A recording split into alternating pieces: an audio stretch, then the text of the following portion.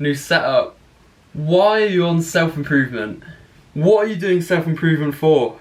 A runner runs because they're a runner. It's easier for them to go running in the rain than to stay in bed because it will clash with their identity. I've experienced this myself with cold showers. Now I identify with cold showers. It's easier for me to turn it on to cold at the end of a shower instead of just getting out a warm shower and leaving it. It's not because they enjoy running per se, it's because it's a part of their identity and they'll feel lost without that behaviour. As I used to identify as a weed smoker, obviously I'd smoke weed and it was part of my identity for a long time. And when it becomes part of your identity, it's quite hard to stop. When I begun meditating, it was because I'm a rock climber and meditation is quite big in the climbing industry. I was told it improved my climbing and everything, so as a piece of my identity was growing as a climber, I found it quite easy to start meditating. It was quite compelling. Atomic Habits, it has an illustration. Outcome-based habits, you start at the outcome and you go down to your identity or your why, and identity-based, so you start at your identity or your why and you move out to the outcome, which is much more powerful. Us influencers will share the process and will share the outcome, but we're not able to give you your specific why. So it's not going to be very compelling, and the chances are you won't be able to stick with it.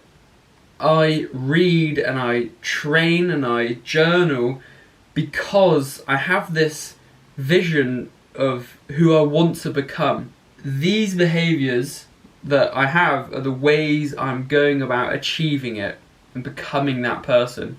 Just start fleshing out this ideal version of yourself so you have an intrinsically motivating, you have a personally compelling reason to do these things.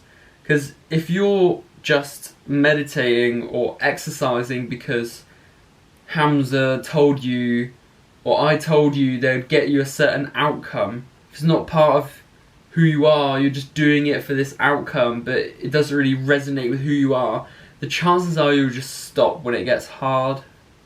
You can do outcome, process, identity, you can go that way around, but personally I've never been able to keep up behaviours that don't resonate with me. Before YouTube I had a blog and every morning I'd get up at 7 and I'd write for an hour, and I did it for like 8 months until it just wasn't sustaining me. Like, the information I was putting out wasn't the best I could, and I felt like there was parts of me that were being unexpressed.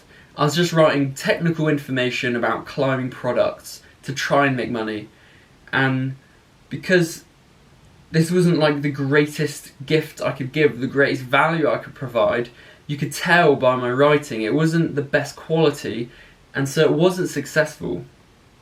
Spend a bit of time now and just write about who you want to become. I've got a good book which will help you with this. Hang on. This is Breaking the Habit of Being Yourself. This will help you start fleshing out your future self, your most compelling motivation. So, what is the greatest ideal of myself? Who in history do I admire and how do they act? Who do I want to model? What would I say to myself if I were this person? How or whom do I want to remind myself to be? What is my new attitude? What would I do as my ideal self? A lot of the information us personal development people are sharing is like process and outcome.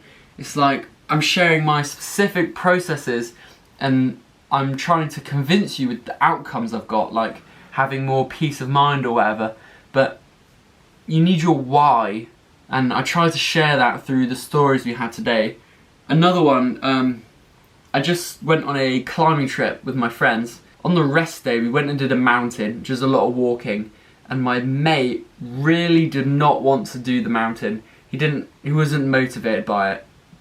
So, on the way up the mountain, he was at the back of the line, and he was dragging his feet, and he was moaning, and he's not enjoying himself. He was not intrinsically motivated by getting to the top, because that's only halfway, and he didn't want to be there.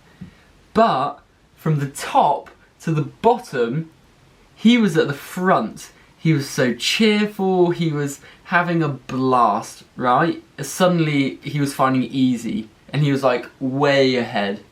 This, again, is a why. He had his why, which is going back, not being on the mountain anymore.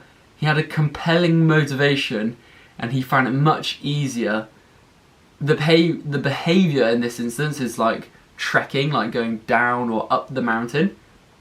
And in your example, it might be meditation or going to the gym. Why specifically do you want those things? Is it because it fleshes out this ideal version of yourself? It's going to help you become the person you know you can be? Or is it because you just want that body because it will give you girls, or like maybe you'll feel better about yourself, or try and have part of your identity attached to these behaviours, or go from identity to your behaviours in that way? It's much more compelling, you're much more likely to stick with it, and it'll be much more fun. If you've got any questions, or you want to hop on a Zoom and talk to me personally about this, I've got the link in the description. Thank you for watching, and I'll see you in the next video.